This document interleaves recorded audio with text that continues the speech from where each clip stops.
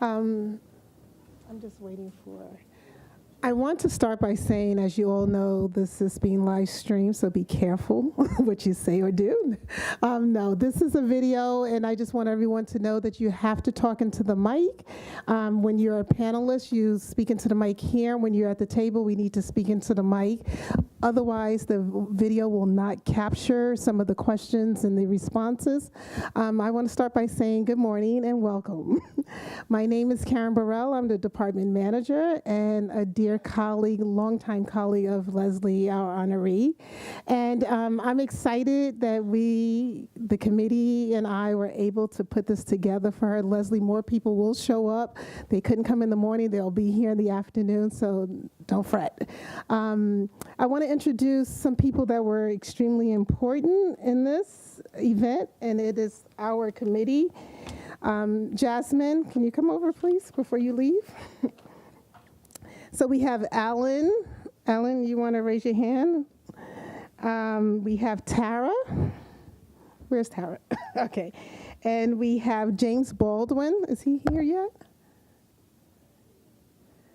James. Is Guy? I don't see Guy either. Okay, they're coming. And Iolette, who's in New Zealand, she was the co-chair of this event, and scholarly, all this really couldn't happen without her.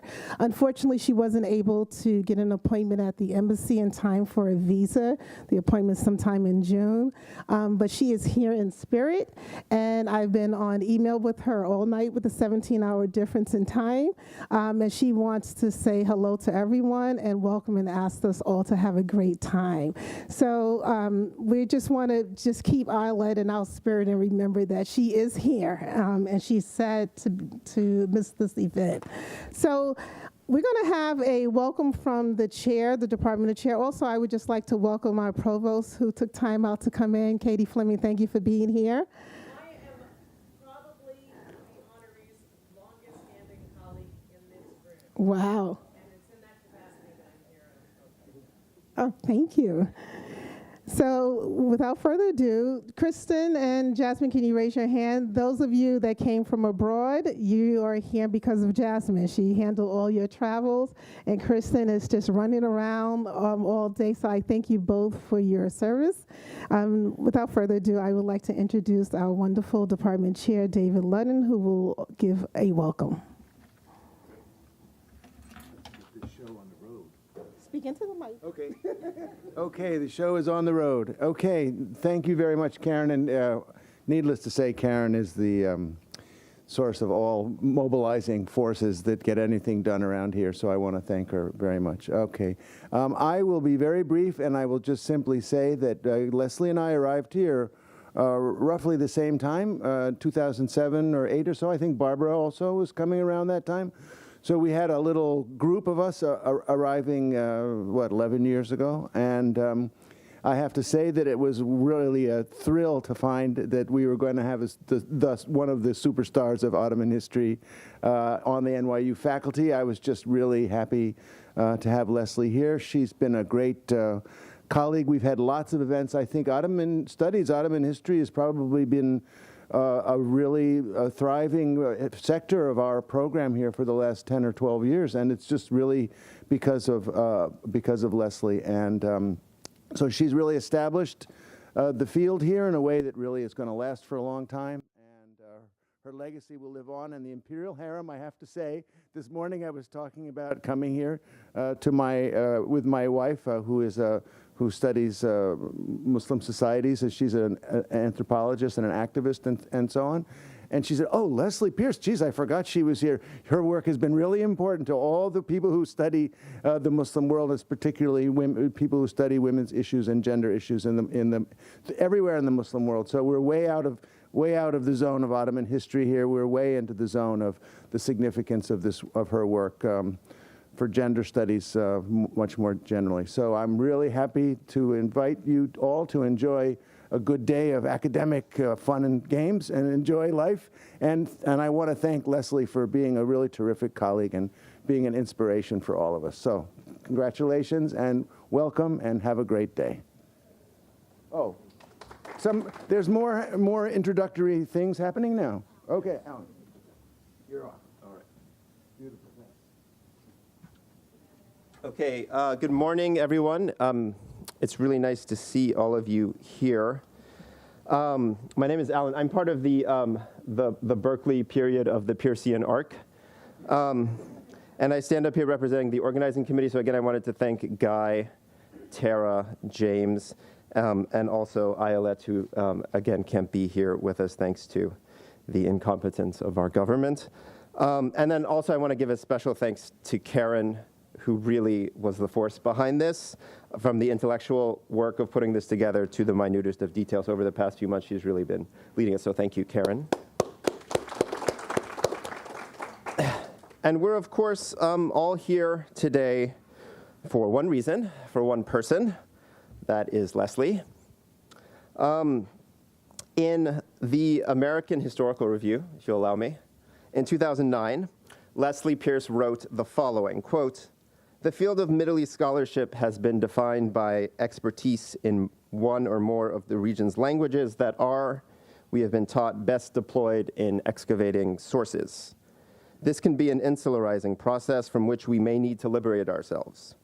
Although it has to be said that scholars of the Middle East, sensitive to neglect of the region in comparative histories, are increasingly writing with a broad audience in mind," unquote. So it's, of course, impossible to boil down Leslie's scholarly contributions to a few lines, but I was struck in rereading these how much they say about Leslie and her work. The deep empirical grounding in languages, sources, and historiographies, this as the essential base from which all else must emanate, but ultimately a beginning rather than an end. A move up from the depths to much larger issues that engage wide swaths of the historical profession outside of Ottoman history. A call for liberation from insularity, the need to speak in a language of accessibility, an invitation to connection and conversation, a commitment to what Ottoman history can say to history. I see in these two sentences both Leslie the scholar and Leslie the person. I see her generosity of intellect and expertise, the way she acknowledges the work of others and enters into that work rather than dismissing it.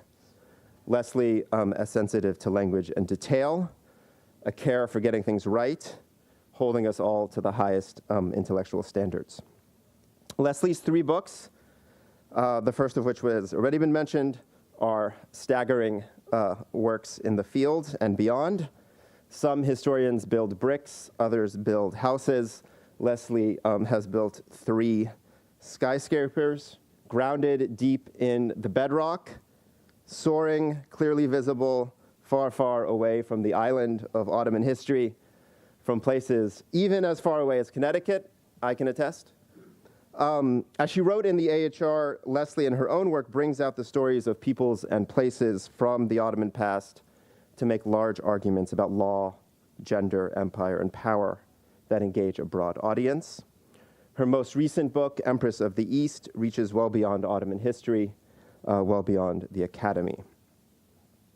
Her well-deserved accolades are many, the only scholar to win the Best Book Prize from the Ottoman and Turkish Studies Association twice, best book in the entire field of Middle East studies for morality tales, numerous translations, the Silver Professorship, and on and on. The people in this room are also a testament to her accomplishments, her colleagues, her students, her son, her friends. It has to be said as well that she accomplished all of this coming to dominate her field in an era in which it was the near exclusive domain of men. A woman writing about Ottoman women and Ottoman men. I know Leslie as a scholar on the page. I know her as my professor, the person with whom I took more courses than anyone else. I know her as a letter writer, a source of advice and support. She has done this for me, and she's done this for many people in this room and beyond. In more recent years, I've also been lucky enough to come to know Leslie as a friend. Through many meals together, we've talked about history and about writing, about mothers and sons, about television, about opera, about tennis, and about many other things. So today is a celebration of scholarship, a day of engagement, a day for Leslie. Thank you, Leslie. And thank you to all of you for being here. Okay, so without further ado, I think the formal panel portion of our program can begin. So I'd like to invite the first panel to take their places.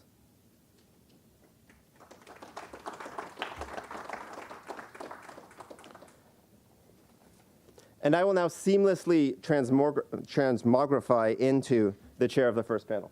All right.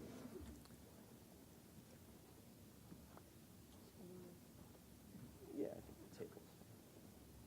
And James? Oh, there's James.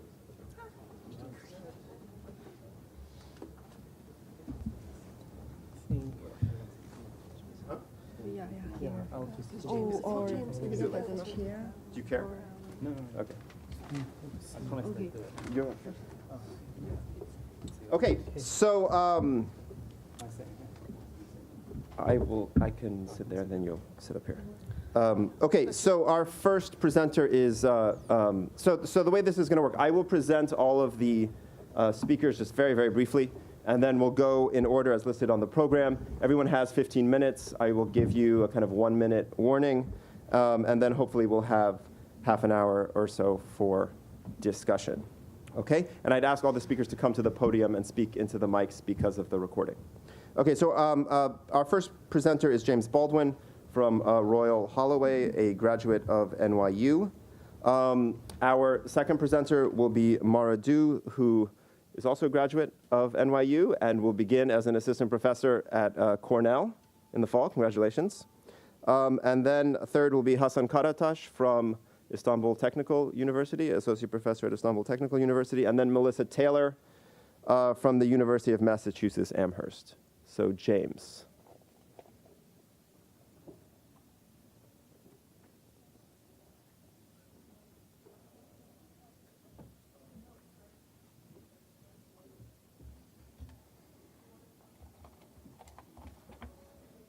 Okay. First of all, I'd like to thank everyone involved in organizing it, this conference. It's a really great opportunity to come back. I haven't been in New York for about 4 years now, I think, so it's really nice to come back. The subject, or the sort of themes of the conference, law and gender, come together in an article I'm writing at the moment, and so that's what I'm going to talk about. This is an article that, based on court records that I encountered as part of my book that was published last year, but which couldn't be included.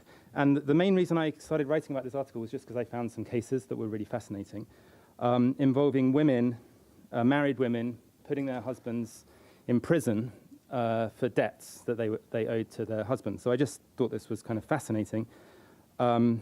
We know for a few decades now that women in the Ottoman Empire routinely litigated against their husbands to enforce the financial obligations of marriage, to enforce other financial obligations, but I hadn't seen anyone comment on this particular phenomenon of putting their husbands in jail for debts. So I just thought it was really cool, basically, and so I thought I'd look into it a bit more.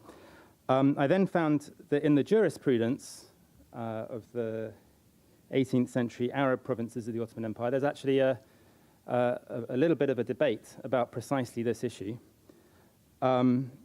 Central to the debate was a sort of basic contradiction between two competing principles. The married woman's rights as an independent financial actor and a husband's rights to control his wife. So these two principles, both of which the jurists believe in, come into conflict when a woman puts her husband in jail.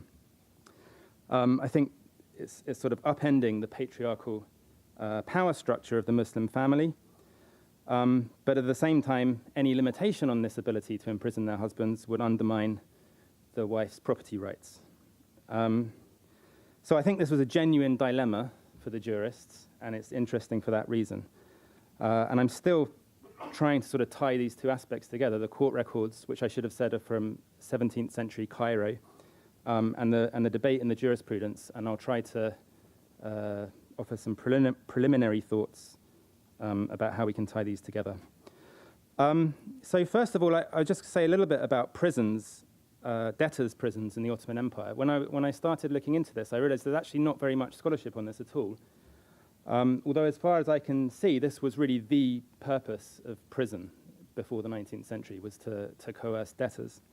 The little scholarship there is on Ottoman prisons focuses on the 19th century and presents prison as a fundamentally new approach to punishment that emerged in that century with the rapid expansion in the capabilities of the state. Meanwhile, work on crime and punishment in the pre-19th century Ottoman Empire confirms that while in parts of the empire penal servitude are quite important parts of the criminal justice system, prisons don't seem to have functioned that much, despite the fact that you sometimes see Sheikhul Islam's, the chief jurists of the empire, talking about, there's a cliche, habs madid wa darbi shadid, like lengthy imprisonment and severe beating as a punishment that they sometimes mention, but it doesn't seem to happen in practice. But the prison is an essential part of the qadi's, the judges' facilities, not for punishment, but for debt recovery. And I think it's important to distinguish between punishment and debt recovery here. The main reason I think we really can't see this as punishment, in the sense that we understand it, is that it's entirely under the creditor's control. So the judge carries out the imprisonment, but it's the creditor who decides that a debtor should be imprisoned and for how long and so on. There's a limit to how long they can be in prison, but within that limit, it's up to the creditor to decide. So in order to illustrate this, I think I'll just use one of the examples of a woman imprisoning her husband. This is a case from 14th of July, 1674, from a court in Cairo called Bebish Ariya, which is a sort of artisanal neighborhood in the northwest of what's now the sort of old medieval part of Cairo. A fairly common kind of lawsuit in which a woman sued her husband for unpaid wages. This is a woman called Mubarakah bint Ali bin Hassan, and she sued her husband Hassan bin Ali, who was a quilt maker. Weaving was one of the, and textiles was the main industry in this neighborhood. Mubarakah sued her husband for 18 kurush, which was 6 years worth of wages for spinning cotton at the rate of a quarter of a silver nisf, the smaller unit of currency in Cairo, per day. So those of you who are familiar with Muslim marriage contracts will know that this kind of labor is not part of the deal as far as marriage goes. The marriage obliges the woman to be sexually available to her husband, to raise children, but any kind of productive labor for market purposes is not expected of any wife. There's no sort of concept legally of a kind of family business into which everybody chips in and everybody benefits. The business is owned by one person, and if the wife provides labor for that business, she should be remunerated.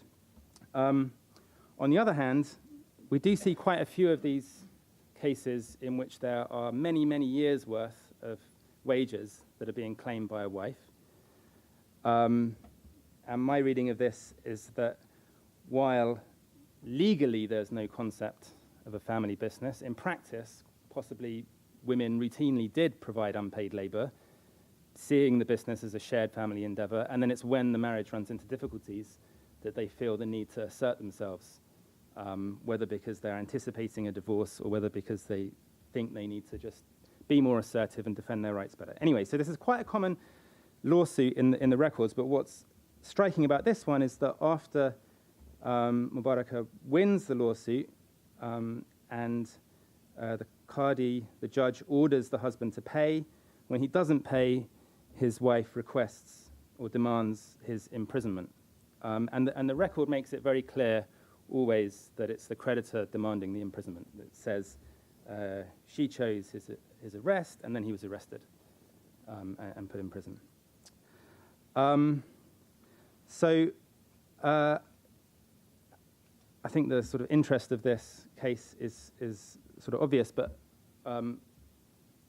just to point out and sort of drive home that this is not a marriage that's dissolving, then this is not a divorced couple, or even from what we can see in the record, they're not in the process of divorce. So this is a functioning, albeit possibly tense marriage, and the wife is choosing within that marriage to put her husband in prison.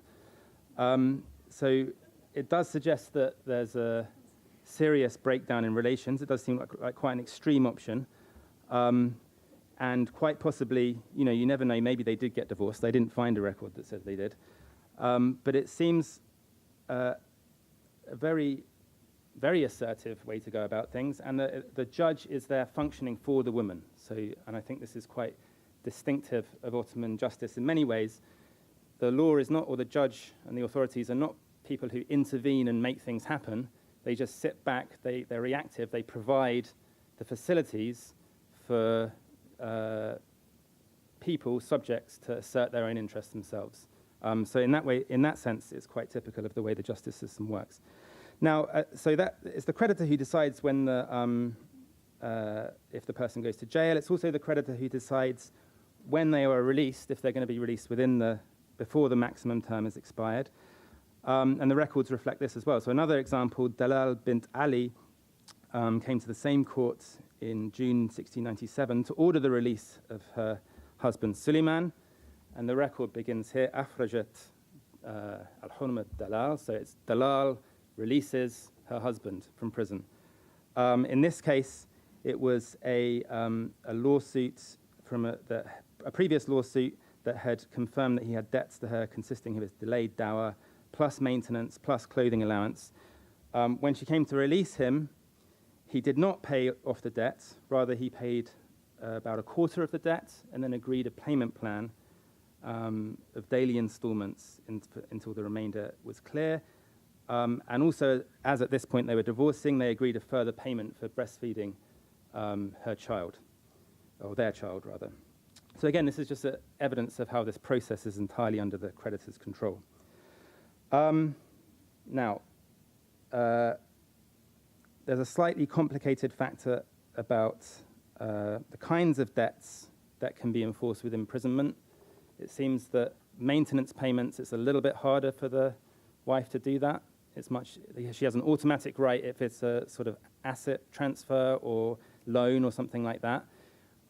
With maintenance, the jurisprudence is a little bit more cautious, and it's only valid in cases where the husband is outright refusing to pay and even refusing to agree to pay in the future. In those circumstances of a very recalcitrant husband who won't pay maintenance, he can be imprisoned. But I want to skip on now because I think I don't want to take up too much time on the court cases and talk about the jurisprudence. The source I've used is a fatwa collection by a Syrian jurist from the turn of the 17th, 18th century called Hamid al-Imadi, and his fatwas are collected a bit later by the famous early 19th century Syrian jurist Ibn Abidin. So I've used the fatwas and then also Ibn Abidin's commentary to look at this. Now, there's the first question they deal with is, can the wife imprison the husband? And the answer to that is a fairly straightforward yes, with the slight wrinkle about maintenance. There needing to be a little bit more evidence of recalcitrance on the part of the husband. The second question is more interesting. So the second question, as a follow-up, is what if the wife imprisons her husband for a debt, and then the husband says, okay, but she has to come to prison with me?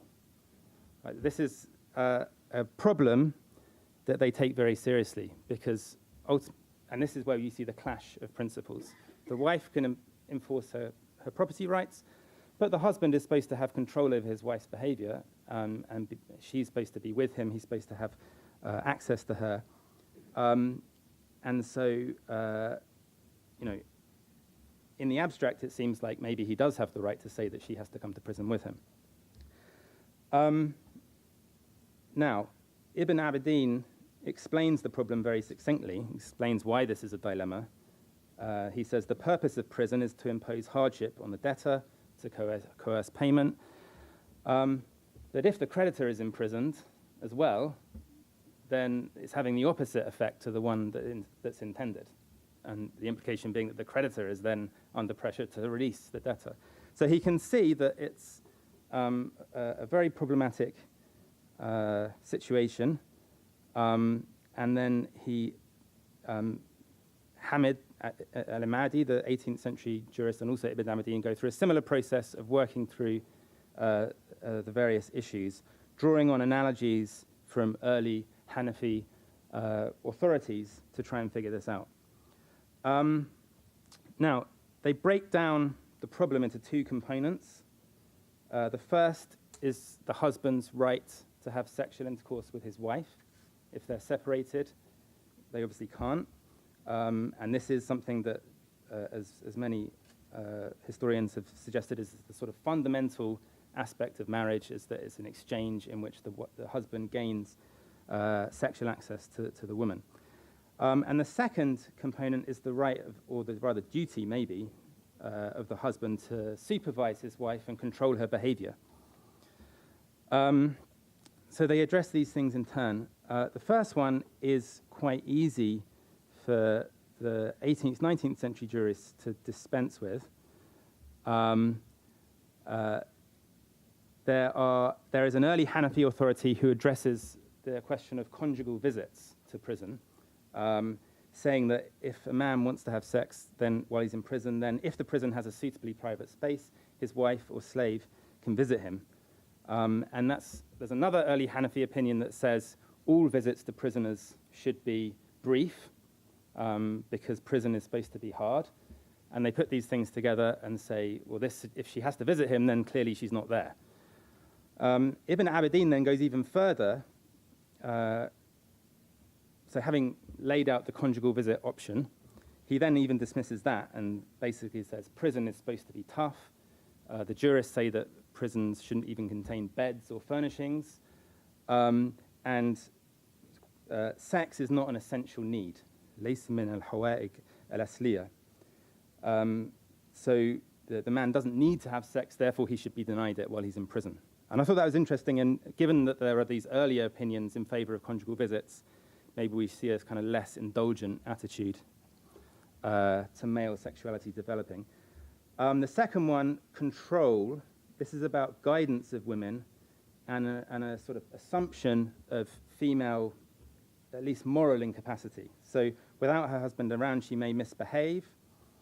What if her corruption, her facade, is feared? Some jurists, starting in the Middle Ages, say that in this case, if the woman is suspected of being immoral, she should go to prison with her husband so he can supervise her. And this one seems to be more appealing to the 18th, 19th century jurists. They're not inclined to dismiss it entirely, and instead they try to limit it. And they basically say there has to be cause to think that the wife would be immoral, and then there has to be no other options to supervise her, her family or another influential figure. So I'm running out of time, but what I think we see here is a quite interesting contrast between a clear belief on the part of the jurists in the sort of women as independent financial actors, at the same time as a sort of disinclination to believe that they're independent moral actors. They need, in moral terms, they need to be supervised. So I think I've run out of time now, but I just wanted to, I'm putting those things side by side and trying to come up with an argument about precisely this dilemma between the wife's property rights and the husband's patriarchal rights. But thank you for listening.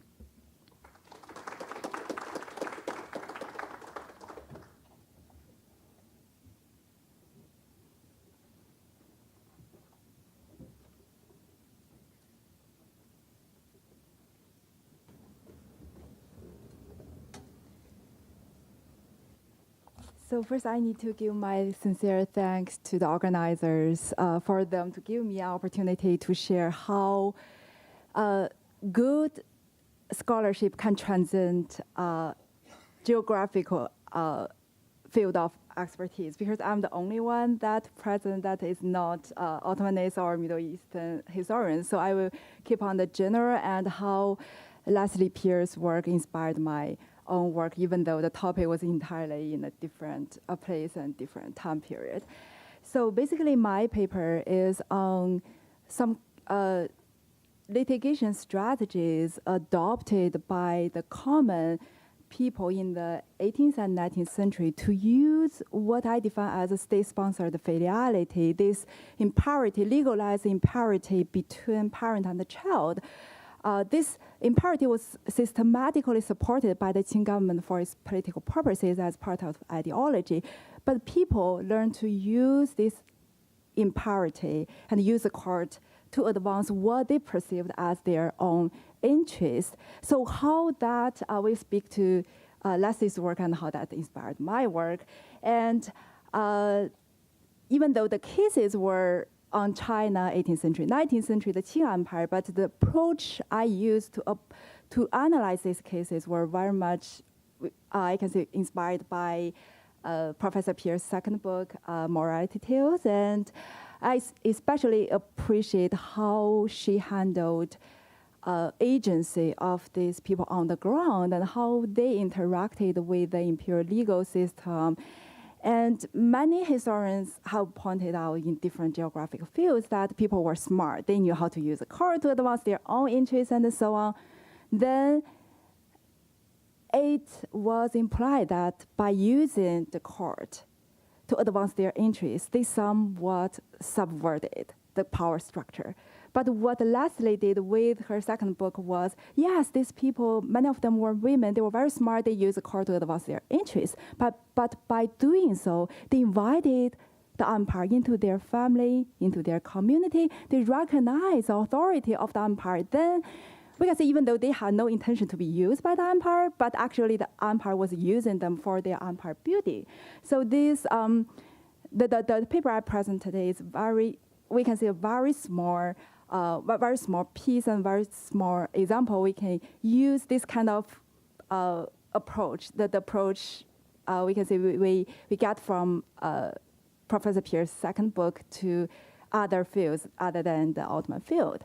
So before I go into details, I will give you a little bit background on the Chinese legal system during the imperial period. So imperial Chinese law had no pretense of treating everyone equally. It's not just men versus women, but the inequality occurred within the family system. For example, James just talked about this, women could put their husbands in jails to defend their property rights. And in Imperial China, actually, women were forbidden from suing their husbands, unless their husbands were trying to sell them into other men, to be wives or prostitutes or something like that. So you can see this imparity, and the crime, the name of the crime of suing a husband or suing a parent was against righteousness, which means just against something's right. They just couldn't do that. If they sue the husband, then they will do something wrong. That's the basic assumption of the legal system. But there were, we can see, much higher power in parity between parent and child than between husband and wife. For example, if a husband intentionally or murdered his wife without good reason, then he would be sentenced to strangulation or a pending review.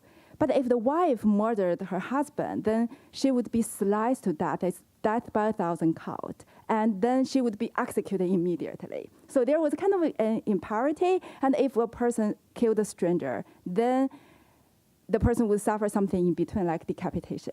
So you can see there's the legal upholding of this hierarchy. But in terms of parent-child relations, topic of my paper today is if the parent killed his adult or minor child for no reason, then he or she suffered 1 year of penal servitude, plus 6 strokes of the heavy bamboo stick.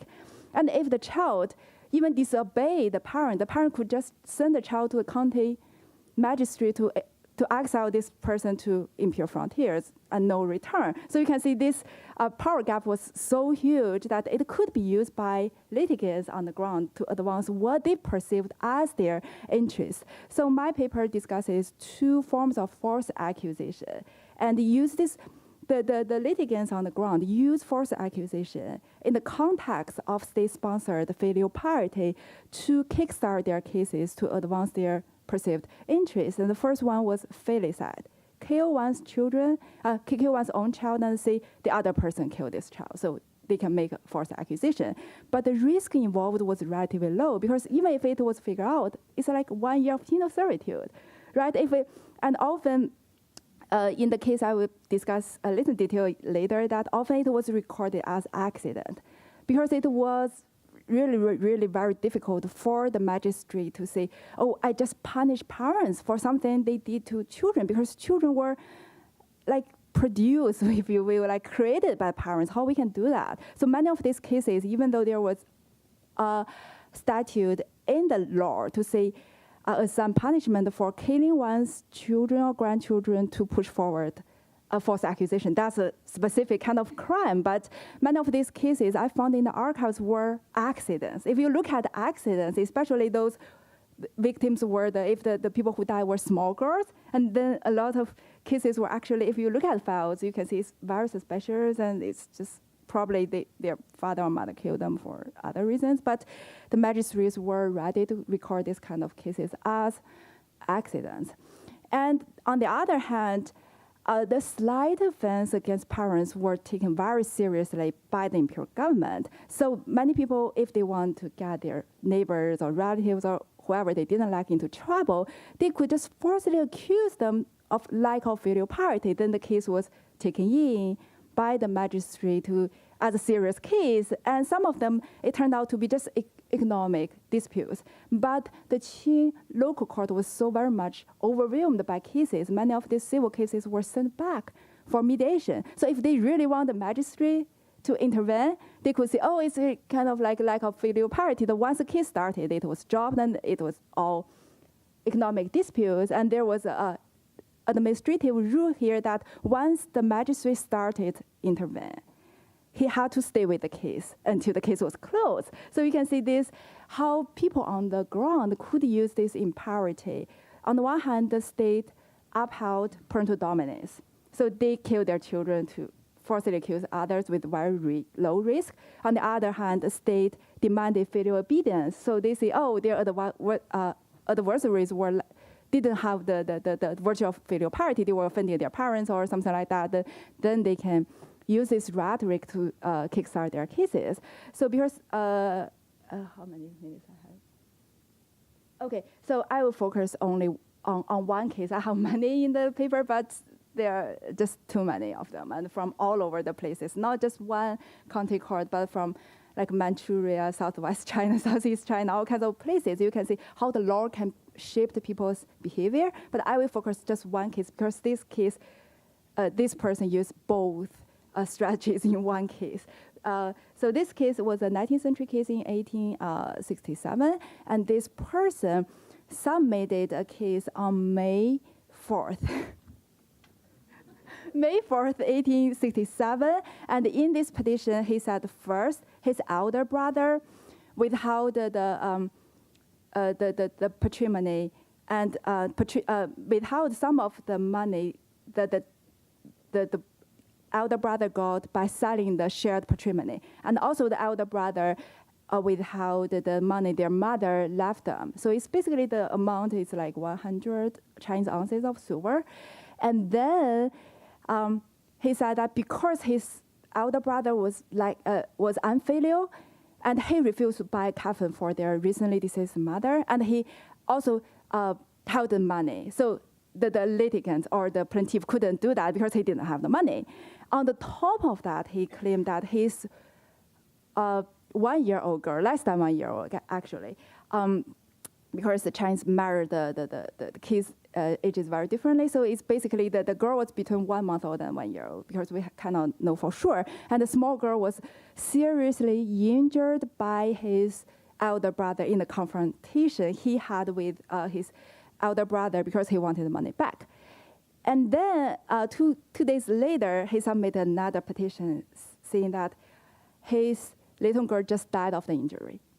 And then there was a forensic, kind of examination, and then his story fell apart because it was found that the girl was not dead because of the injury, but she was drawn to death. Then the person backpedaled the whole story. He said, "Oh, on May the 4th, I came to a countryside to submit this petition, and upon arriving at home, I found that my girl accidentally stepped into a puddle and drowned herself. Only then it occurred to me that I can use her body to frame a false accusation against my elder brother." And then this testimony was accepted, and this person was sentenced to like 6 strokes of lead bamboo, which was very light in the Chinese scale of punishment. And then in the disposition, he said, "Oh, my elder brother was ordered by the county magistrate to give me 20 ounces of silver to help me bury my child." And then the elder brother also sent to for disposition of the case, basically saying, "Oh, I will help my younger brother with 20 ounces of silver." And the case was closed. It was accident. So you can see that they kind of both use both sides of the story. The first side is like the person knew that killing a child was a small matter, and he would not be punished seriously. And of course, he didn't really. He got away from this murder, actually, without serious punishment. And also, he knew the court would often uphold so-called social equity. So the elder brother was well off, and he was not. So he knew that the court would probably order the elder brother to give him something. And then he also adopt this language of filiality to say, "Oh, my elder brother didn't have this virtue, and our mother couldn't be buried properly because he was unfilial," or something like that. So you can see this is just one case, but there are many, many cases in my paper to talk about how people kill their very small children to just frame others and getting away from it. Sometimes they were sentenced to 1 year of penal servitude, but got some money from out of the pocket of the falsely accused, and some of them didn't suffer anything because they voluntarily surrendered or something like that. And on the other hand, I show a lot of cases that how people use this discourse of filiality to frame others. Sometimes even there were female partners in a relationship, adultery, if you will, and she, after their relationship fell apart, she pretended to be the stepmother and accused the former partner and so on. So there were all kinds of weird stories, but we can see that these magistrates were obliged to treat these kind of cases very seriously, because if this kind of cases involving lack of filial piety was appealed to his superior, he really would get seriously punished. Sometimes the magistrate would be sent to imperial frontiers in exile just because they didn't handle this so-called violation of fundamental human ethics cases properly. So you can see this imbalance of power and how people use that to advance what they perceived was their interest. For example, they probably think money was more important than their children, but that's their judgment. So how that was related to empire building. China, at least after the 8th century, 7th century, they had this legal system to uphold fundamental human ethics, and at core of it was filial piety. And empire was often say, through filial piety, we govern the empire. So it was in the empire's interest to really promote this kind of parental dominance and filial obedience, and to make people believe and act in that way. And this kind of logic was also applicable to the imperial, rulers and magistrates. For example, the emperor always described himself as father, mother to the people. And he said, "My parental authority over you was delegated from the heaven, and I delegate that to magistrates, to provincial governors, and so on." So this kind of logic also was applicable to the emperor or the magistrate and so on. So it was in their interest to promote the cult of filiality. But they didn't do it just by indoctrination. They did that by designing a properly functioning legal system, and then invite people to use it. And people did use it. They served as imperial agents without empire needing to pay anything. So that's how I approach these cases. Of course, these cases could be analyzed from other angles, but the angle I used was what I got from more details. And so that's the end of my talk today. Thank you.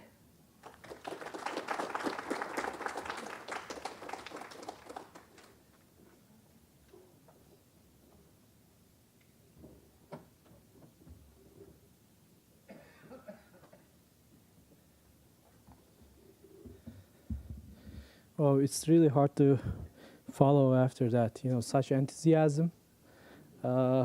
Nothing beats the enthusiasm of a recent PhD, and I don't want to sound patronizing in any way, but I literally can see what Mara has been going through, because being a student of Leslie is being enthusiastic. You know, you come up and tell about all these boring details, and then when you leave the meeting, you're super enthusiastic. I don't know how she does that. I don't know if she has a substance, put in our teas, but as a student of Leslie, back in 15 years, that was the thing that kept my enthusiasm, because it took about 10 years for me to finish up my PhD. Yeah. So thank you for that. Thank you, Leslie. So I'm gonna talk about little more boring stuff, more about my recent project. I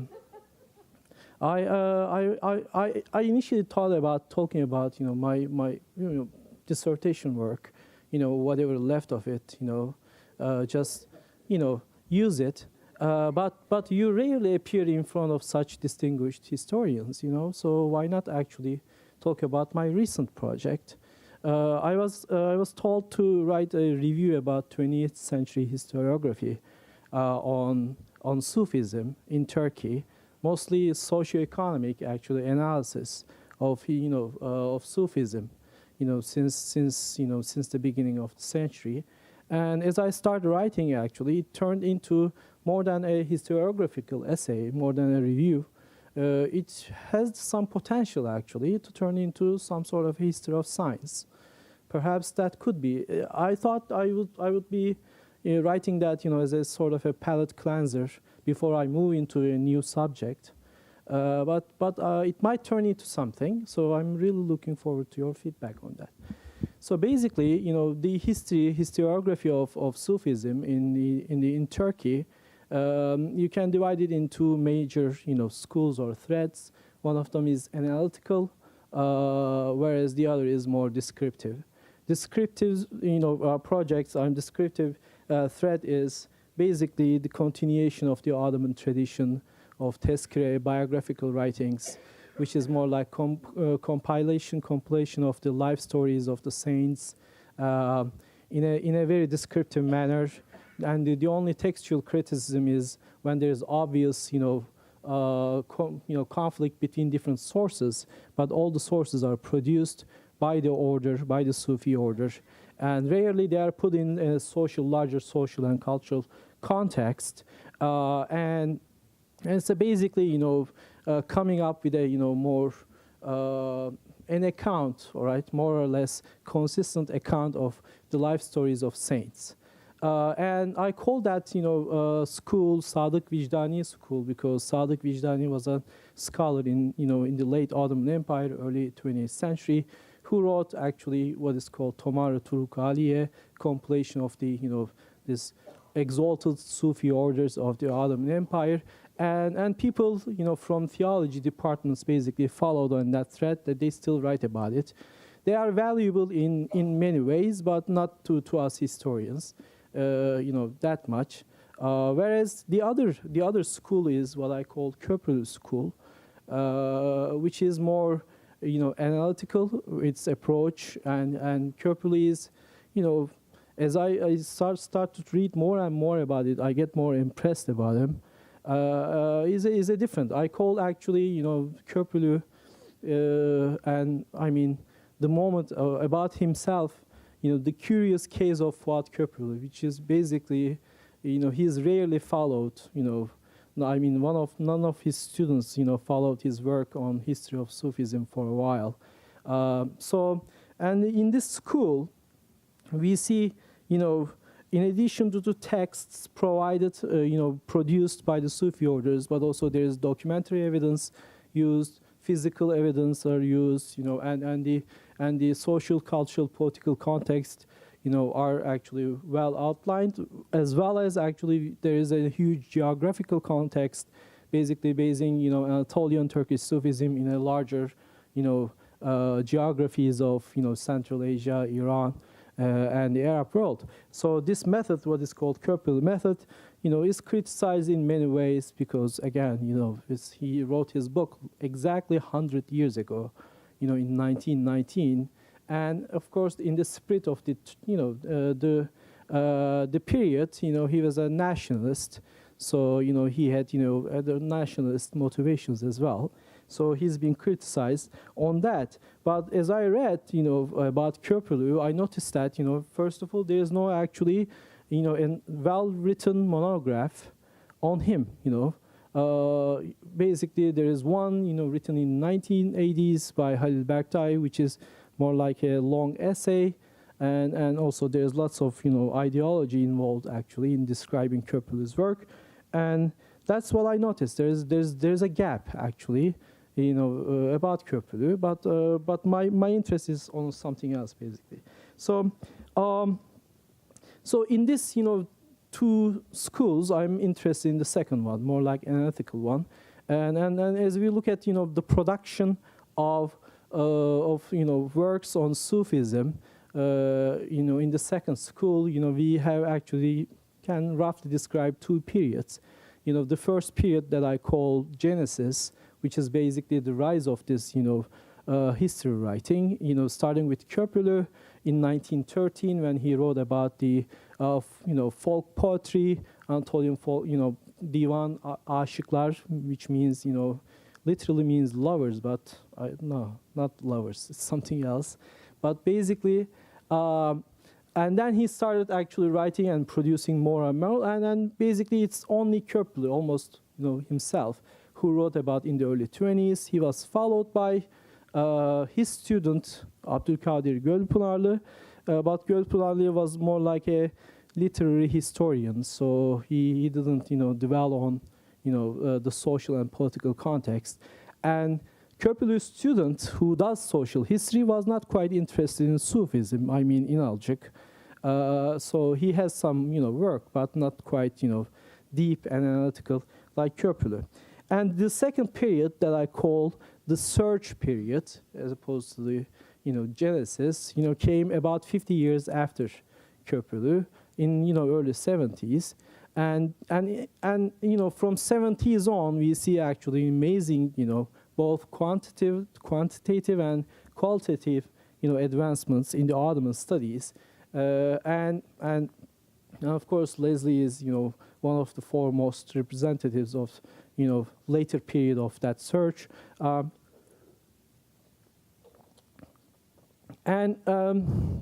Within these periods, as I looked at actually, what's happening in the rest of the world during these periods, I started to see a pattern and similarities, basically.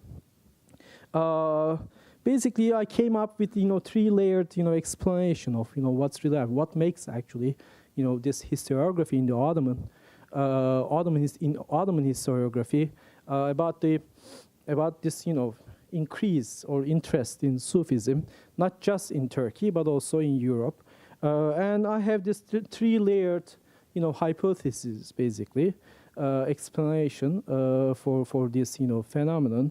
Basically, I argue that there is this what is called synchronicity. I'm butchering the pronunciation here, but synchronicity of actually, thank you, fixing my pronunciation once again, Leslie.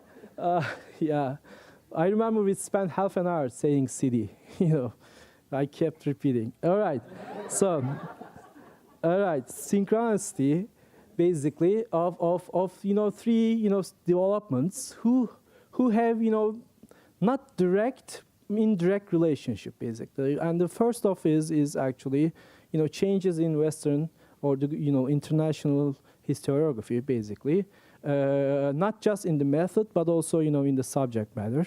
And the second is actually institutional changes in Turkey, in Turkish history writing. And the third is actually, quite talented, individual actors, all right, who can, balance or kind of actually bridge between the two. And we see similar pattern in not just in 1920s, but 50 years later, in the third generation of historians, a similar pattern, basically. So I want to talk about it in the 5 minutes. Do I have 5 minutes? Yeah. All right.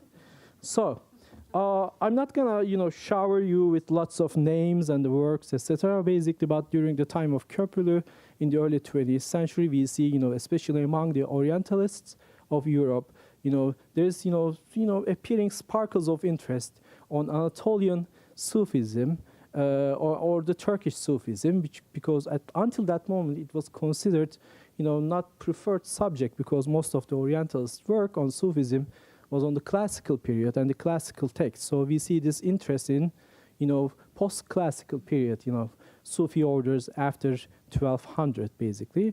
And simultaneously also we see, especially in French, interest in actually, social history, history of actually the commoners, the history of not the, kings and, not the Rankian way, but more like, regular people. Starting with, okay, I'm gonna butcher lots of French names here, but Henri Ber on review, synthèse historique, or Durkheim's, well-known Année sociologique, are actually, new ways of looking at, human, events in the past, etc. And also, again, well-known Henri Pirenne on feudalism in 1922, his work on that. Basically, we see this trend towards social history eventually will lead to, Annales School in 1929. And at the same time, in Turkey, there is this revolution, the second, constitutional period starting, and, this, in the air of freedom, basically new institutions were being established, which is considered, one of them is considered, the turning point in the foundation of modern Turkish history, history writing, which is the foundation of Tarihi Osmaniye Encümeni, historical society of the Ottoman Empire, or Ottoman History Society, which will eventually turn into, Türk Tarihi Encümeni, Turkish History Society. And, within 15 years, that, institution will turn into, the Faculty of Language and History in the Ankara University, Ankara Dil Tarih Coğrafya Fakültesi. So we see this institutional change, basically, which will give some, actually, base infrastructure for these new young historians to rise. Basically, Fuat Köprülü, who was 22 years old, who wrote his first quite extraordinary article on the Anatolian Sufis, and he was, I think, 32 years old, when he wrote this, really, really good book, which is Early Mystics in Turkish Sufism, and yeah, he was like Ellen, all right, of that time, all right. He's an old friend of mine. I'm just pulling his leg, all right. So basically. He's a remarkable guy, but who actually rides on that, wave, all right? Both in Europe and also locally in Turkey.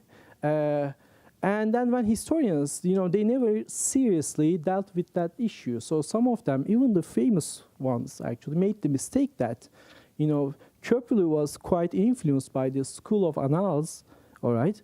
Which is not quite true, basically, because annal historians, yeah, they started their first issue in 1929, but Köprülü wrote his first article on social history in 1913, yeah.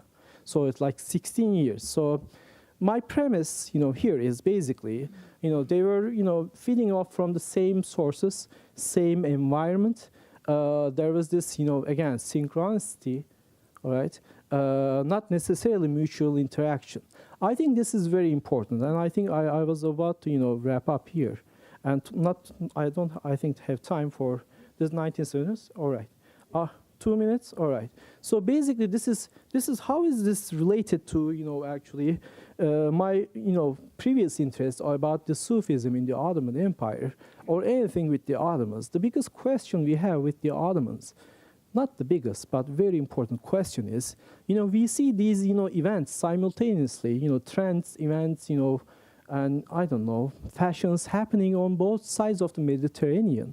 But, we have hard time, linking it, finding, these concrete contacts, So curiously enough, I see a similar pattern, basically in the history writing in the early 20th century, something happening very similar, of course, which will find its most perfect example in the European context, but in the Ottoman context too, something is happening, but we can't find direct relationship, and especially in the second period, what I call during research, rarely actually in these historians of the Ottoman Sufism in the 1970s, and I mean Ahmet Yaşar Ocak and Süreyya Farukhi, rarely actually pronounced this interaction basically. In their works you don't see actually them talking about for example history of mentalities, cultural turn, very big important developments in the 1970s. They I didn't see that quite my work so far. So basically looking at the histories and the historiographies of Sufism, we kind of see a long durée, basically some sort of a structure, understanding the relationship between actually on both sides of the Mediterranean, and I hopefully work on that and perhaps turn into a larger project on actually on the historiography and the diffusion of actually Western historiographical developments in Turkey and or what we can call the peripheries of Europe, and that's pretty much I think it. Yeah, thank you.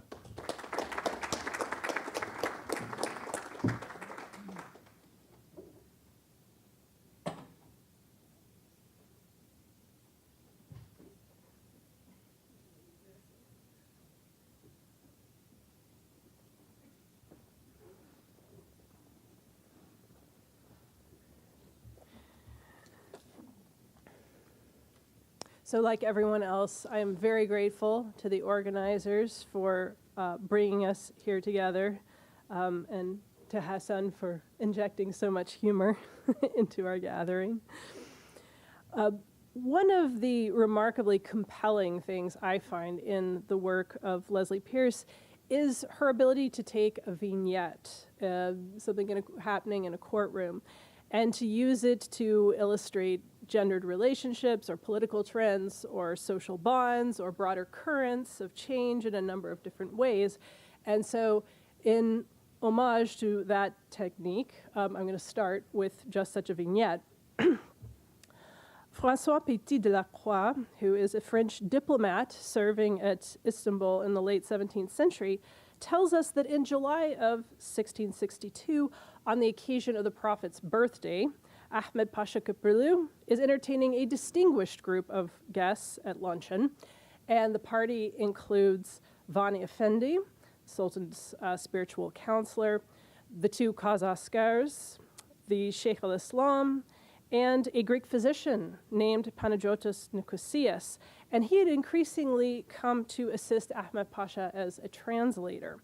And the purpose of this gathering, which is known to everybody except to Panagiotis Nikosias, is to secure the latter's conversion to Islam. De la Croix asserts that Ahmed Pasha is anxious to convert Panagiotis because he's become very fond of him and very admiring of him, and other sources also corroborate that there is a close and mutually respectful relationship between these two. So Ahmed Pasha has requested that Vani Effendi persuade Panagiotis to embrace Islam, and he'd asked the other ulama to be present as witnesses.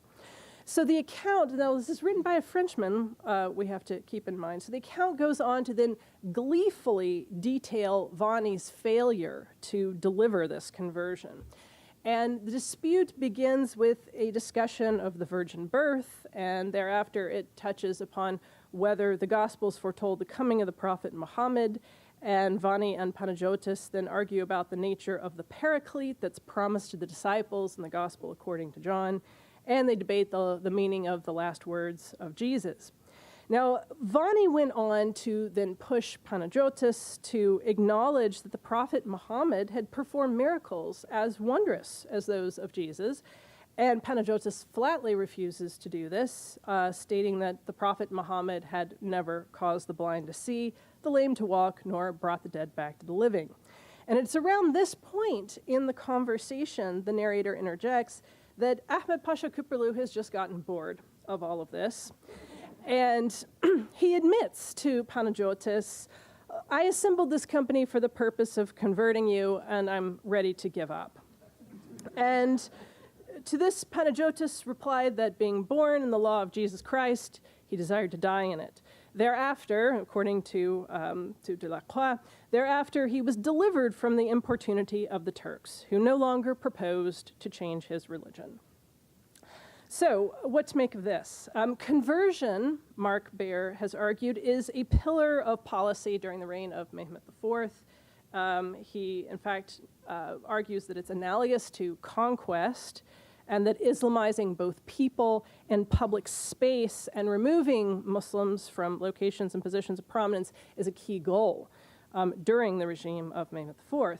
So while Mehmed IV's policies are usually tied to influence of the Qadazadeli movement, recent scholarship has emphasized that, in fact, there's something going on that is much wider than just that there is a very widely held belief at this time that public officials should more rigorously adhere to Sharia and to the Sunnah.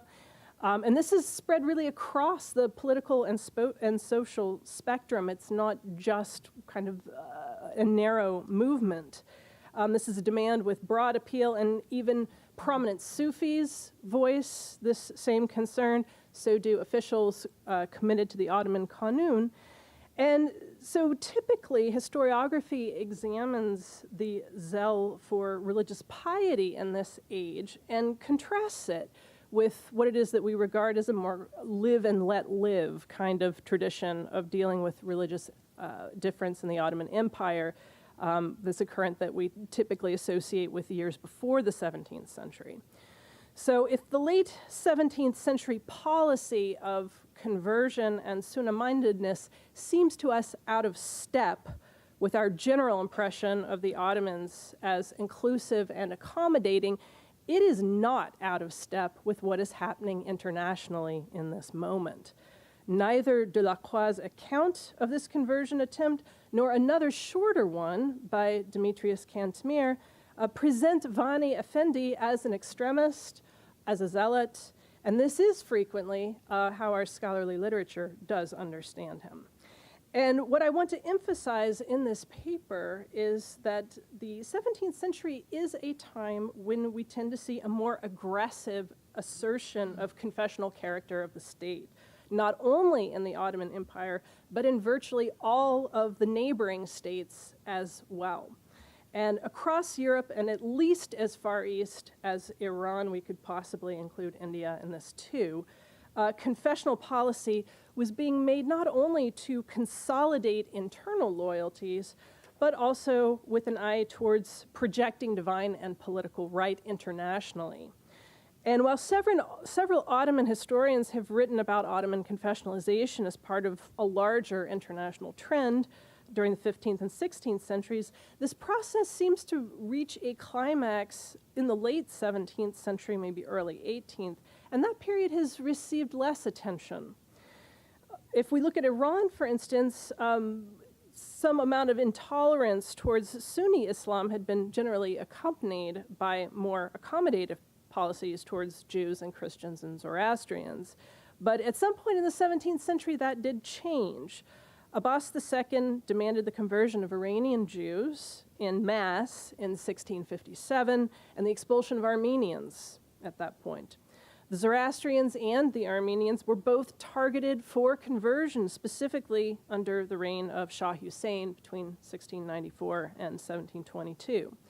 And Safavid historiography assigns to the cleric Mohammad Bakir Mejlisi a nearly identical role to that of Vani Effendi in Ottoman historiography, although the former had a longer run in power and a greater impact on Safavid policy overall. But Mejlisi sought conversions from minorities, a more profound Shiitization of the masses through festivals and popular piety, the destruction of Hindu idols that were with the Hindu community that was a merchant community living in Iran, and in some accounts, suppression of Sufis. Said Amir Arjumand attributes these developments to internal battles among the Safavid ulama, but Andrew Newman sees them as attempts to deflect public anger about economic difficulties away from the court and onto the shoulders of convenient scapegoats. So while Iran's political class finds it wise to continue to focus on the confessional bond between the Shah and the Shiite subjects, Iran did not have a large minority of subjects who felt confessionally linked with an outside power, with a rival power. And that situation was going to increasingly distinguish it from its Ottoman neighbor. It's also a contrast with the Ottoman Empire's neighbors to the west. Although confessional tension in post-Reformation Europe is believed to have gradually eased after the Peace of Westphalia in 1648, historians of early modern Europe are quick to note that such tensions did not immediately recede in the wake of the peace. And the conflicts between Louis XIV of France and his numerous European foes, the English, the Dutch, and assorted other principalities, often had a confessional dimension. In 1685, during the residence of Delacroix, the author of our account in Istanbul, Louis XIV revoked the Edict of Nantes. This had been the edict that had guaranteed legal protections of various different kinds to French Protestants. Thereafter, their schools and churches were closed. They were exhorted to convert. They had troops quartered upon them. Many were ordered to leave. Although Protestantism survived in France, even in localities where Protestants were numerically dominant, they were politically marginalized, and some recent work has talked about them being removed even from local councils. This move doesn't really seem to be out of the norm in Catholic states in Europe. Indeed, France has seemed to be something of an outlier by offering these protections prior to 1685. One can also note that Britain at this time was just beginning to become less skeptical of its Catholic population. But like France, it was determined that dissenters in general and Catholics in particular should be kept far from the reins of power. Even the most tolerant realms, such as the Dutch and the newly chartered state of Pennsylvania in the New World, limited who could hold office by confession. European Jews, who in some places had better legal protections than people of the non-conforming Christian sects, were nevertheless generally barred from holding office in the vast majority of cases. The reason for policies of conversion and restricting office to those of the state confession are made very plain in Delacroix's writings. There one finds an enormous amount of paranoia about the way that rival states could manipulate one's minorities who shared the same confessional loyalties. This was an enormous concern for him. Now, in light of such paranoia, the policy of religious homogeneity, with a particular focus on office holders, made a great deal of sense. Vani's vision of purifying the Ottoman elite of non-Muslims and encouraging a more general movement of conversion did not seem remarkable to Delacroix, nor for that matter to Demetrius Cantemir. However, this policy of creating a homogeneous Sunni Muslim capital and elite was, as we know, not really the policy that ended up carrying the day. And the reasons for why it did not are again illustrated by the events of the life of Panagiotis Nicosia. In 1669, very likely as a reward for his role in convincing Francisco Morosini to surrender Candia to the Ottoman forces after 19 years of siege, Nicosia was appointed Bash Tarjuman. This is a new position created for him, Grand Dragoman of the Porte, by Ahmed Köprülü. He and his successors in this position were allowed to comport themselves like members of the Muslim elite. They grew beards, they rode horses, they wore turbans. This position and another created at the same time, the Tarjani Tarjumana, the Grand Dragoman of the Fleet, became the first two high offices to be reserved for phanariates. And by the early 18th century, these positions had become the gateway to the two princely offices of Hospodar of Moldavia and Wallachia. And so what we find in the 18th century emerging in this age of the politics of the Ayan is a specifically Christian set of offices that are held by the great families of Fener. And this isn't even counting the provincial offices of the voivodas that are held by Christians too. Vani was rumored to be jealous of Panayotis Nicosias and the preferment that he attained, and surely he would have been disappointed if he had known that the new office that was given to Nicosia would be institutionalized, and that it would lead to a secure footing for Christians within the top rungs of the Ottoman ruling class.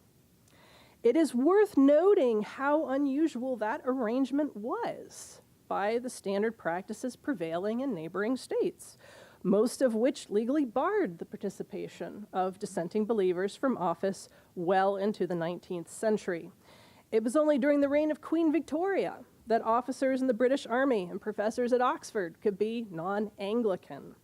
Also worth remarking is that the state that most closely approximated the Ottoman Empire in terms of creating secure paths to wealth and to influence for those of dissenting faith is the Polish-Lithuanian Commonwealth, which gave broad civil rights to Jews, legalized the status of a class of Jews who had a quasi-aristocratic position that was not unlike that of the Ottoman Ayan in various different ways.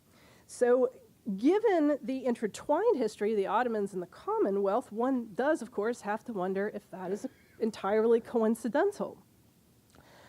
Given the many efforts undertaken during the reign of Mehmet IV to curtail Christian and Jewish privilege, to convert these groups, to reduce their influence in the palace, it may seem odd that the Ottomans were virtually alone in creating a system that reserved particular high offices for members of the non-official faith.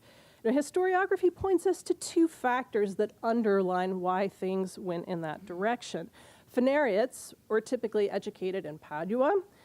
They knew Europe's languages, they knew its customs, and this familiarity was proving extremely useful as Ottomans were increasingly integrated into a system of alliances and diplomacy that required an ability to communicate with other Christian players. The other factor was money. The Ayan were composed of families who could fund the Ottoman government through purchase of office, malakane, and other benefice. The Phanariates had money, and the Ottoman state wished to tap into their resources. Now, we might be tempted then to look at the rise of a Phanariate Ayan as demonstrating a familiar narrative of Ottoman pragmatism, right?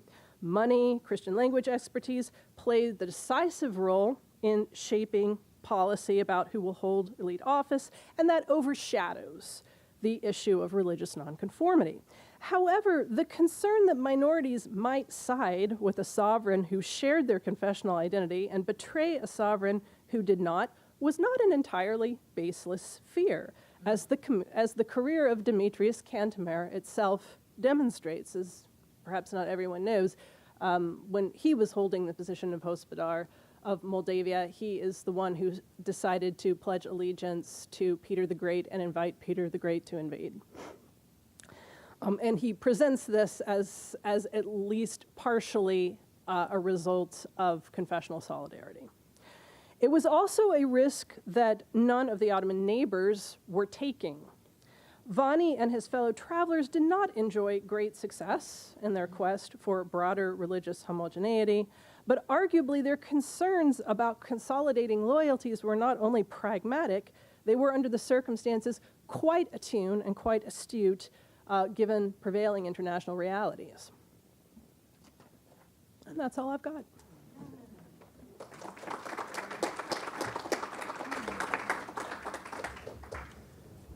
Okay, thank you to all the presenters. So we have a good 35 minutes for question and answer.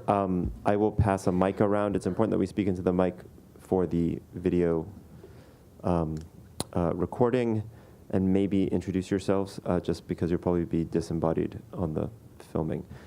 Leslie, since this is your event, if you have the opportunity, I would imagine, to have the first word if you want it, or to wait. I'm just overwhelmed with the quality of these people. The new stuff. I'm speechless. Well, if you are going to speak, you should do it into the mic. As we know. I'm sorry. My reaction to this panel is that every single paper was just excellent and wonderful, and I learned a lot of new things, and I don't know, I think everything should be published. This is wonderful. Thank you so much. You're very welcome. Floor is open. Down in the front. Yep. Hi, my name is David Sayers. I'm professor of Turkish studies at the University of Vienna. I don't know a lot about Imperial China, so I have a question for Yedu. And the question is, can you point to a particular period in Chinese history where this sort of ideology of parental control over children was especially pronounced, or is it prevalent throughout imperial Chinese history? And also regionally, you said you had examples from everywhere, but is there sort of, let's say, is there a core region where this was particularly relevant, this kind of approach, legal and ideological approach? Thank you very much. Would I answer now, or we gather? So great. Thank you for the question. Actually, this is a very small part of my bigger research project, my dissertation, and in terms of the change throughout the Chinese imperial period, actually the so-called cult of filiality was always there, and one of the classical citation from Confucius onwards is like how to treat our parents, never disobey. That's the cornerstone of all of this, and there were classics of filial piety, all kinds of like classical establishment. But in terms of law, it became crystallized in the 7th century that parents would, for example, in terms of killing each other, parents would receive much lighter punishment, and the children would receive much harsher punishment. But it became increasingly unbalanced in the 14th century until the 18th century. And basically, there were many aspects of this. This is a very small part of it. And there were other aspects. For example, if a person killed other people, he could be allowed to get back home to take care of his aged parents if he didn't have a brother. So it was developed like 10th century. So, and how a parricide would be executed after the review or immediately without the emperor's approval, while every other single case execution should be approved by the emperor. So it was developed in the 18th century. So it was like the general trend was like became much more pronounced, and there were different developments in different periods. And in terms of the geographical difference, I think in terms of the Qing Empire, in terms of criminal justice, it was unified to some extent, especially in terms of like rebelling against parents. Even in these like Turkish areas or Mongolian areas, they had their different civil laws. But in terms of parricide or something like that, the Qing government tried as much as possible to use the Great Qing Code that was a unified code. But we can see in different areas how people understood this or bought into the whole system had different levels of like awareness of how they could use the court, and the more they were close to the court. It doesn't mean it had to be very close to the capital, but China proper, not like Manchuria or something like that. They were they usually had a higher frequency of using this kind of techniques. And one of the cases I started this paper with was a case from Southwest China. Even though the mother who killed her adult daughter to frame others was very aware about the light treatment, but then her relatives did not agree to record it as an accident. So eventually it became kind of like a case, at least, that ended up in the central level archives, but it was in the Southwest. I guess most people didn't buy into the logic that parents can never be wrong, that parents created children that much as the core areas. Yeah, that's what I can see, but it's in terms of frequency, not in terms of the whether it happened, yeah. Yeah, if I may follow up. Another question would be, you said it became increasingly unbalanced from the 14th century onwards until the 18th. Maybe you can give a reason for that? I'm trying to figure out some reasons for that. I just think it accompanied the expansion of imperial power into every day. So rather than, for example, we all know that in terms of so-called classical patriarchy, when the state gained power, usually the family had lost power because they competed, right? And the Chinese empire adopted a different strategy. They work through, or they use this parental authority or parent-child hierarchy to express this imperial authority. So as imperial authority became stronger and more into everyday life and into the communities, actually the parents gained more legalized powers. That's one of my larger theoretical engagement with the so-called study of patriarchy.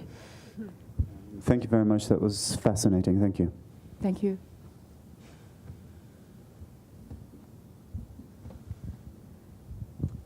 I'm Omar Sheta, and I'm a student of Leslie Peirce, and I teach now at Bard College. I have a question for James. So the debtors' prisons that you speak of, do you have any sense of where they were physically? Because in the 19th century, debtors' prisons continue, but they're outside of the prison system.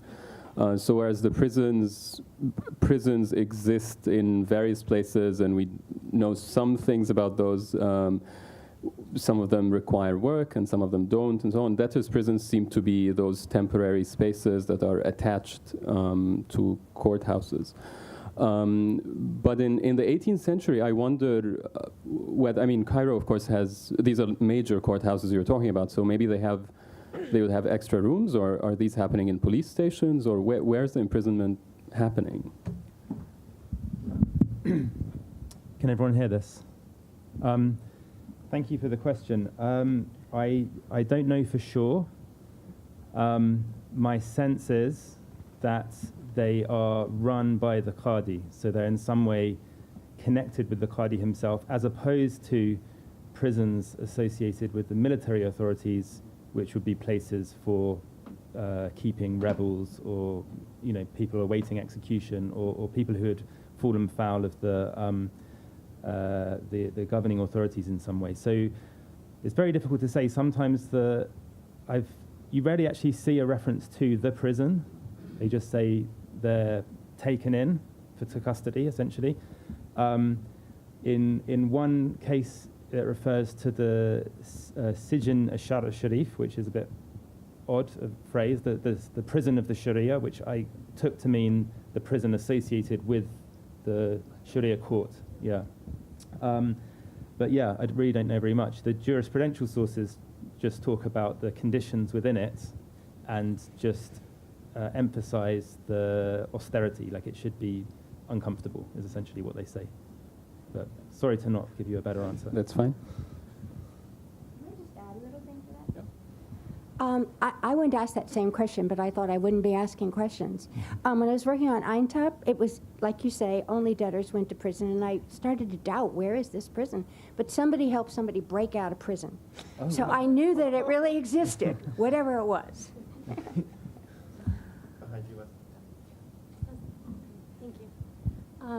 Irfana Hashmi in the Department of Religion at Whittier College.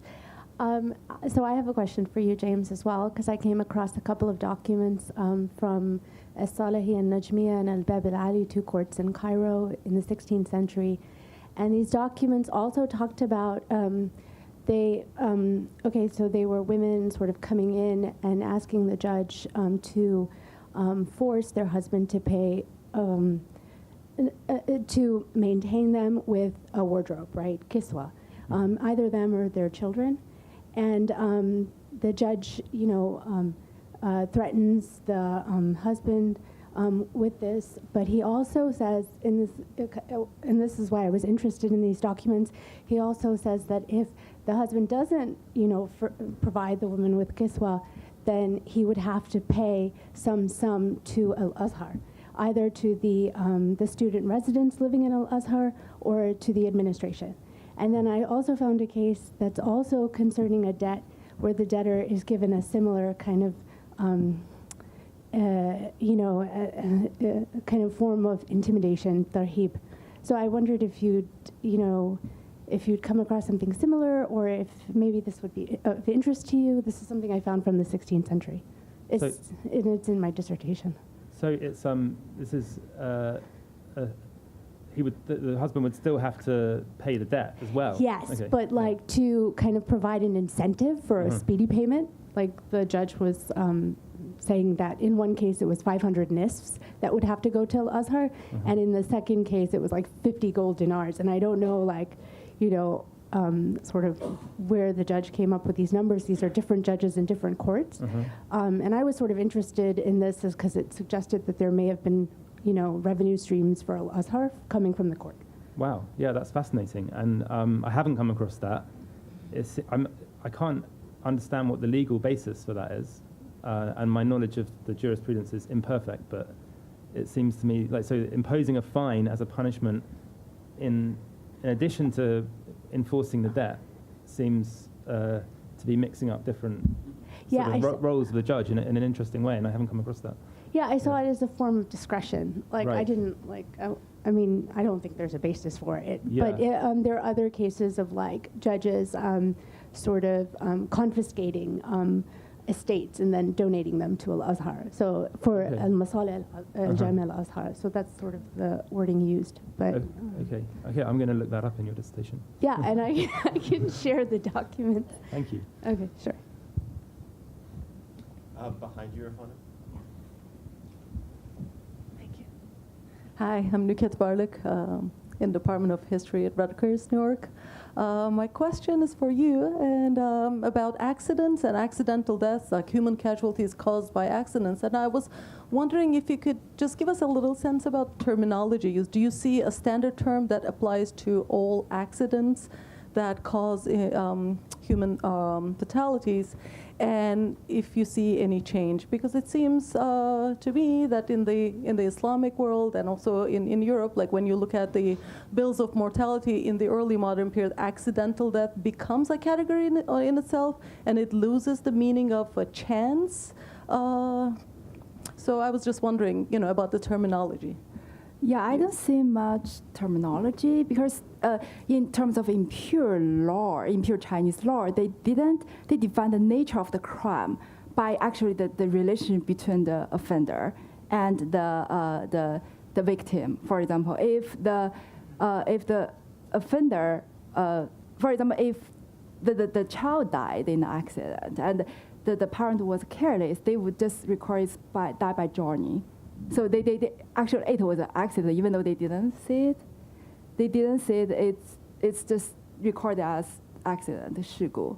So they didn't record it in a very like just use a common word in everyday life. It was known for the accident. But if, for example, the person, for example, the mother was very angry about her son or daughter-in-law, and she was in angry.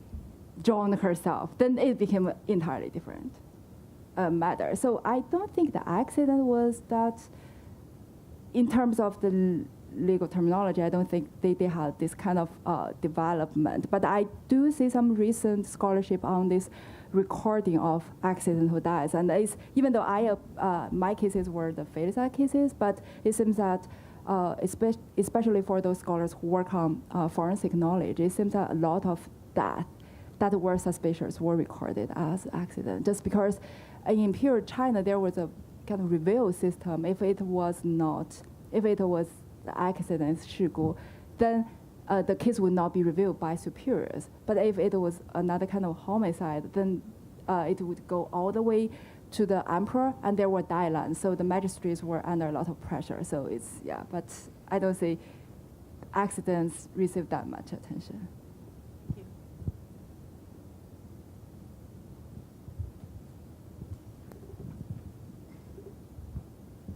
I'm Attila Ashkar from Koç University in Istanbul.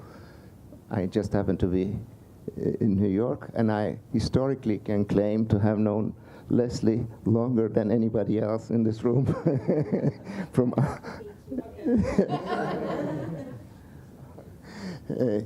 Now, I'm not a historian, but just everybody.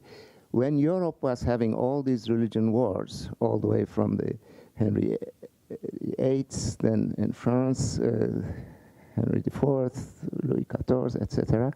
There doesn't seem to be, to the amateur at least, there has been such bloody religious wars in the Ottoman Empire. First question, is this correct? Or if this is correct, is there a specific reason for it? Do you mean there Well, haven't, there has within the not Ottoman been Empire, you don't see such bloody religious Bloody- wars? of Neither among us No, Muslims certainly nor not. between Muslims and non-Muslims, trying to eliminate. Is there a specific reason for it? Well, I mean, typically the way that we have understood internal relations in the Ottoman Empire is through accommodation and inclusiveness. That is, when the Ottomans conquer an area that is majority Christian or different faith, they tend to find ways to integrate people and to allow customs to continue and to give people reasons to cooperate with them, right?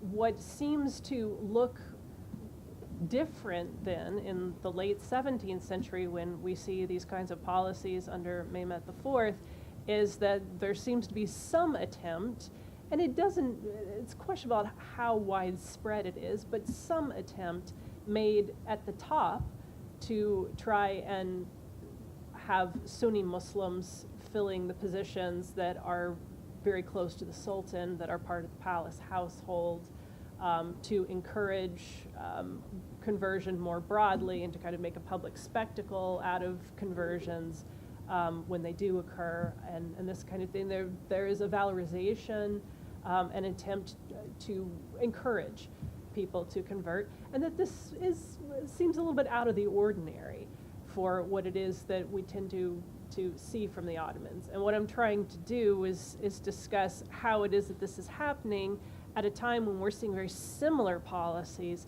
in other places, and that this continues to be a time in the neighbors of the Ottomans in which creating a population and a bureaucratic structure that is very firmly identified with the confessional identity of the state is a priority.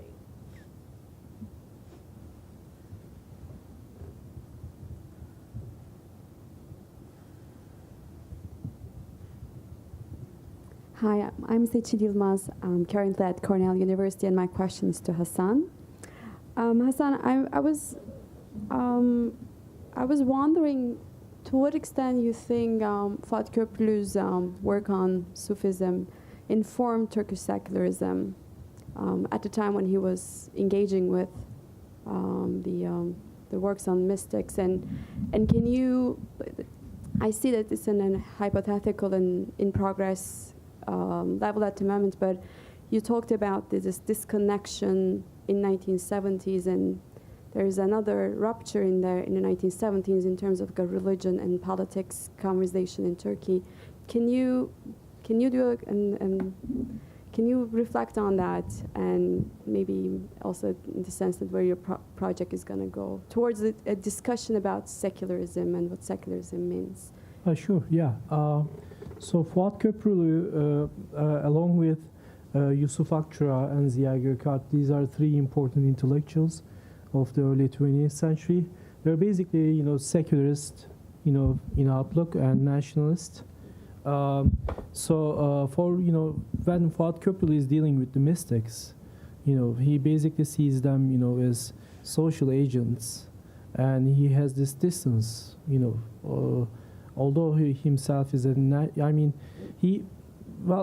me put it in this way. He himself in 1960s, put it in a very, elaborate and elegant way, saying that, looking back, earlier period of his own historiography, history writing is more romantic nationalism, but eventually as he aged, he actually became more like a historian, more distanced, towards his subjects.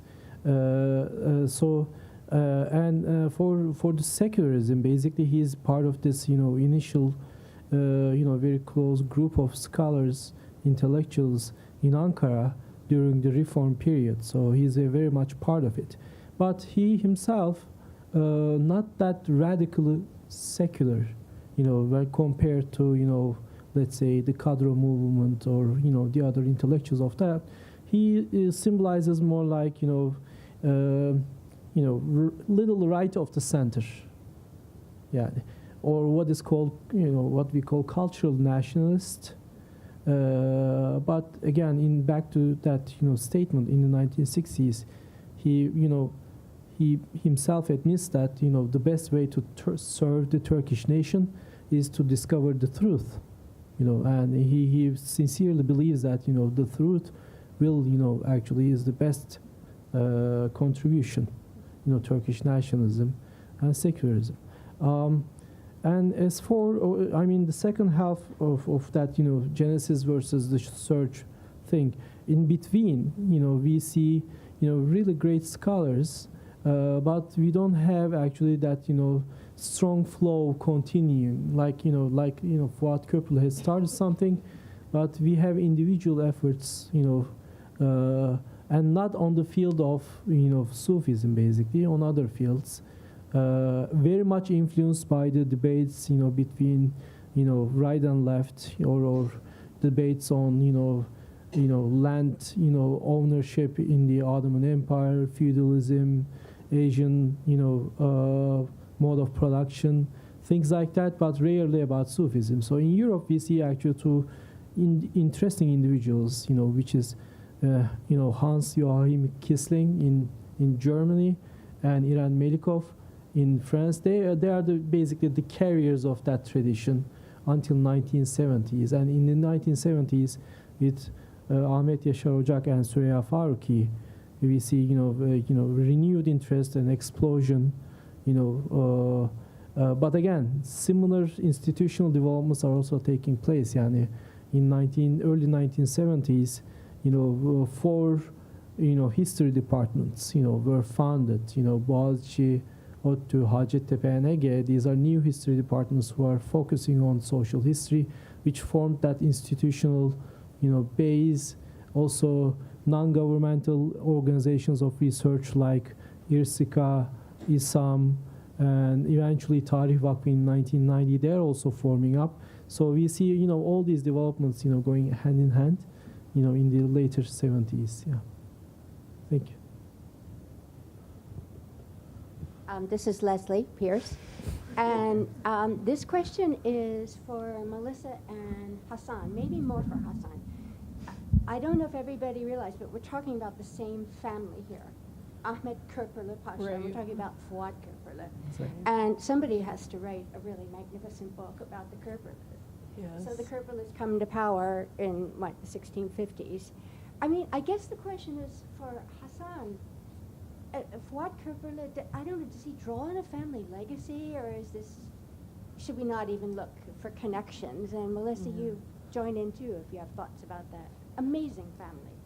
Well, Fuat Köprülü, he has an arch enemy who was called Ali Emiri at that time, and who basically questioned his claim on, Köprülü lineage. Yeah, but most of the people actually, just took it as a grudge between, academics. In fact, he was a Köprülü. Yeah, he was a Köprülü, and I think I can see that clearly because. Well,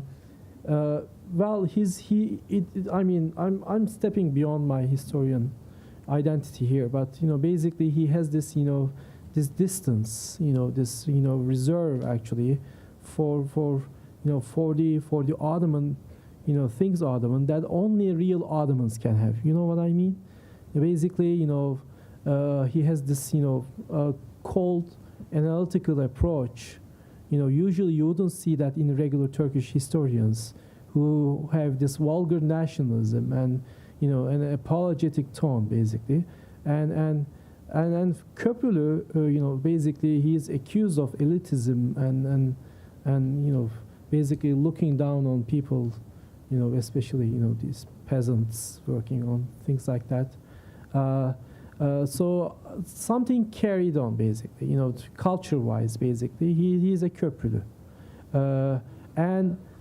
And then I think, again, looking back on that period, how early Republican, elite, basically without hesitation, actually, were,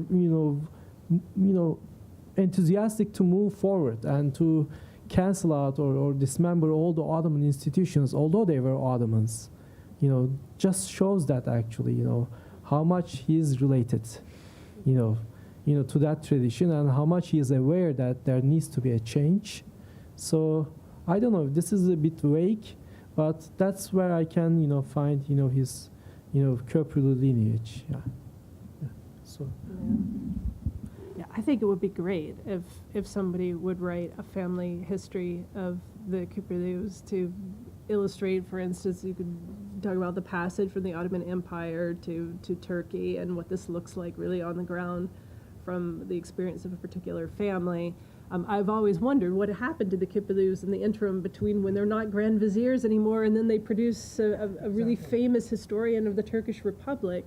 What is going on with the family? And those, of course, the Christian branch of the family holds these offices, the Hospodar office, many times throughout the 18th century. So there's an official track, and they go on to become, I think, important family in Greece too. I'm the Gikas, yeah, right. I mean, they're are, I think, very important there. As well. I mean, they're a family, I think, who stays in the public record all the way through. We never really lose sight of them. Well, the Gigas do become, but they do not play the Köprülü budget at all, of course, in Greece. But they are mostly merchants, and but they do produce some artists, and they're significant. But nobody in Greece would associate them to the Köprülüs. That link is not known at all. Yeah, I mean, I get the sense that while the Köprülüs are in power, that they're favoring the Gika branch through the beginning of the 18th century. But then when they're no longer able to do favors, then perhaps there's some parting of the way. Right, and I don't think the family actually knows the connection to the Köprülüs. Oh, really? At least they never they never say anything. Yeah. Okay. There's a question back here. Yeah. Hi, my name is Aviv Deri. I'm a doctoral student here in the department in History and MEIS, and Leslie students, of course.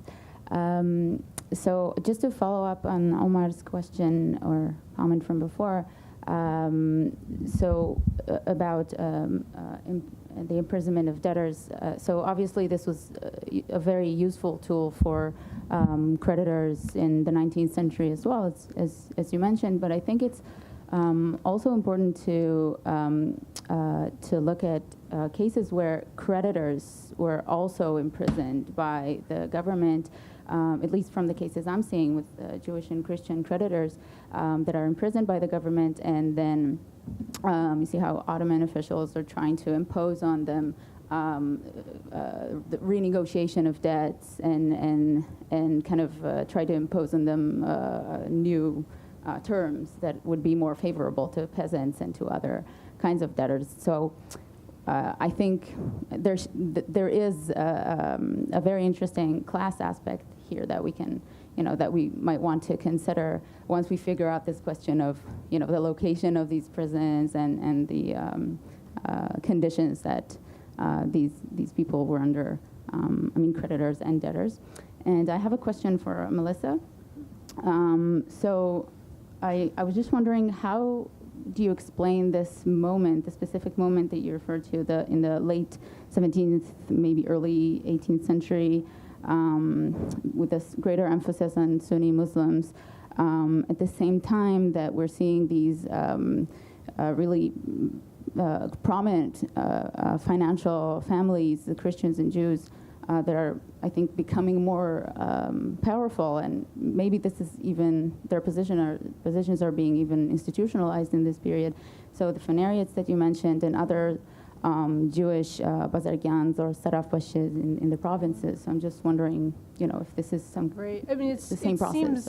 It seems counterintuitive in some ways, and kind of what I alluded to in terms of what our historiography says about that is that Christians have specific sets of skills that are useful as Christians. They're not going to be as useful if one converts them to Muslims, because part of what makes them useful in these positions is their educational background, their ability to act as interlocutors with their co-religionists outside the empire. And this is indeed where their fortunes come from too, as being part of trade networks that rely on those connections, and that therefore those things are more valuable than a desire to turn them into Muslims. Those things are valued in and of themselves. What I think is really interesting is that one can argue, though, that the other position is an equally pragmatic approach, in the sense that somebody like Vani is looking to try and consolidate people's loyalties to the Sultan in a particular way that, in fact, all of the neighboring states are doing at that time, right? Right, so, Yeah. but can you explain why specifically at this moment is so significant? I mean, in terms of what's happening within the empire, I mean, developments. Well, I think the only explanations I have are the ones that have already been given, right? The value to the money and the value to the specific skills that these people possess, right? And that this is something that is a little bit different, perhaps, than what some of the rival countries, the positions that they're in terms of looking at their minorities. Are their minorities useful to them as minorities in the same way? Well, certainly Protestants are not useful to Catholic France in any particular way. They are purely a liability. They are seen as people who are likely to betray their monarch and align their interests with the Dutch, align their interests with the English. There's more of an ambiguity about the position of Ottoman Christians in that sense. Can they play a productive role for the empire as Christians? And clearly, as time goes on, the belief is, well, yes, they can.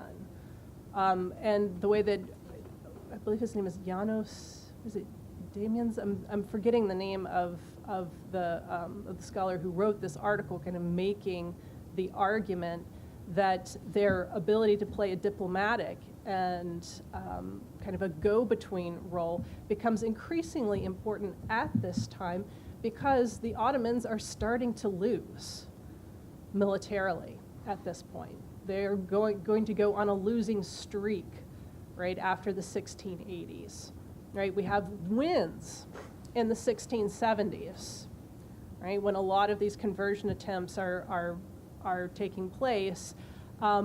But then the ground militarily is starting to shift a lot from the 1680s, the 1690s, the early part of the 18th century. And so that his belief, and I think this is probably true, is that there is more and more emphasis being put on diplomacy and the need to be able to enter the system of alliances, talk to the ambassadors, talk to the other sides. And that is what these people have to offer. These Christians specifically can play that part because they've lived in Padua, because they have the languages, they know the cultural norms, that they are kind of ideal to serve in that position. Okay, so we only have a few minutes left, so I want to give James an opportunity to answer the question that he was asked, and then Mara wants to say one last thing after that, and then Hassan, do you have any last words? Or? Yeah. Okay, and then so maybe we'll go James, Hassan, and then Mara. Well, just to say that sounds really fascinating, and I'd like to hear more about it. I don't know so much about the 19th century, but it's an interesting contrast to India, where the British, who are famously obsessed with property rights, one of the many ways they find Islamic law to be too lenient is in the debt imprisonment, because it's time limited. So they think, you're willing to sit in prison for a few months, you can escape your debts, which the British find unpleasant. So it's fascinating it sounds like you found out about almost the opposite dynamic in the Ottoman Empire, where they're sort of worried about the power of creditors and looking to restrain that.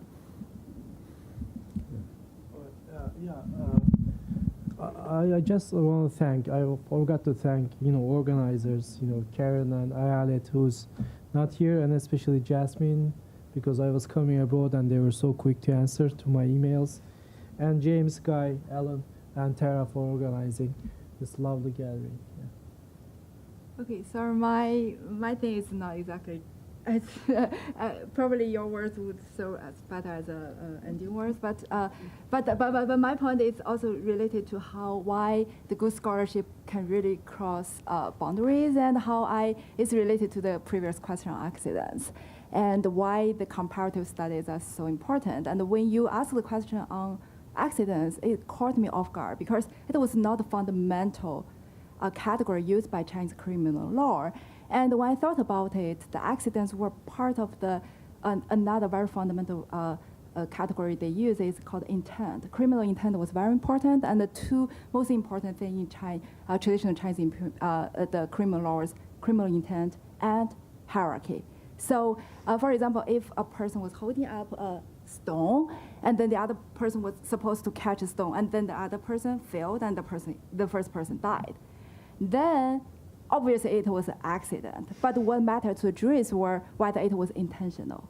So that's how the words they use, and how if the person were not related, and the second person was not intentionally killing the first person, then he would get punishment, but not as serious as a real homicide. But it depends. If the person, the second person who failed to catch a stone, I have that case was a son, and the person who was killed was a father, then the intent matter less than the hierarchy. So that's the words, the vocabulary they use to conceptualize the legal system and the actions. And that's why when I'm a non-expert, and my presentation is probably useful for Ottomanists as well, because it brought to new things. And your question, it really asked me to think anew about how the legal systems were different. Thank you. Thank you very much.